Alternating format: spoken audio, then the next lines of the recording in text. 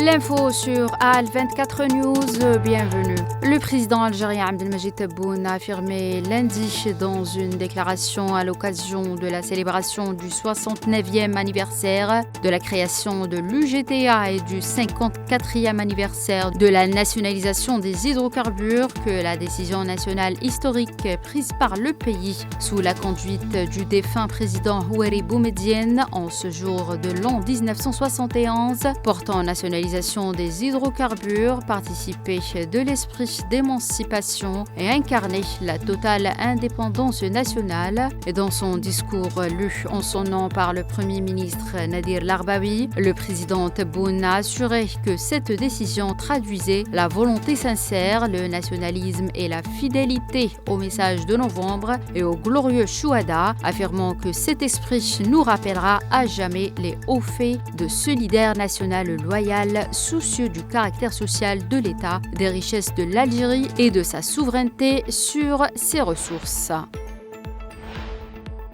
Le Conseil de sécurité de l'ONU tiendra ce mardi une réunion mensuelle d'information et des consultations à huis clos sur la situation en Palestine. La coordonnatrice spéciale pour le processus de paix au Moyen-Orient par intérim, Sigrid Kaag, fera un exposé lors de cette réunion pendant laquelle les membres du Conseil de sécurité devraient notamment souligner l'importance de la mise en œuvre complète et effective de l'accord de cessez-le-feu à Gaza. L'Union européenne a exprimé sa profonde inquiétude face à la situation en Cisjordanie occupée, alors que les forces d'occupation sionistes continuent d'intensifier leur agression dans la région du Nord.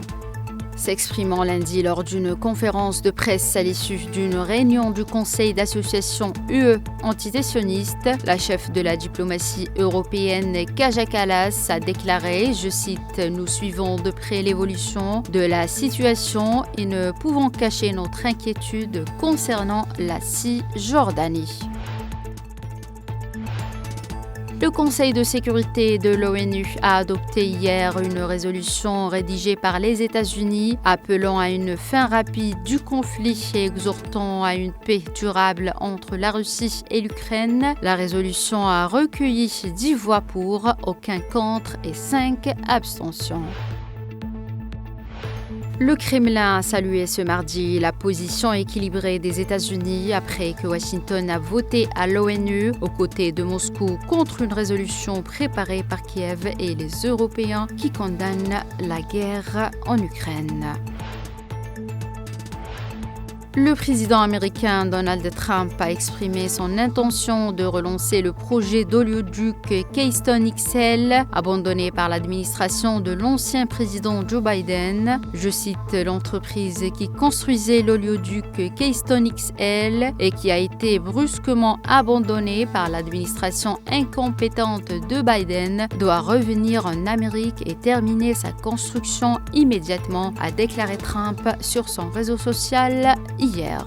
C'est la fin de cette édition. Merci de l'avoir suivi.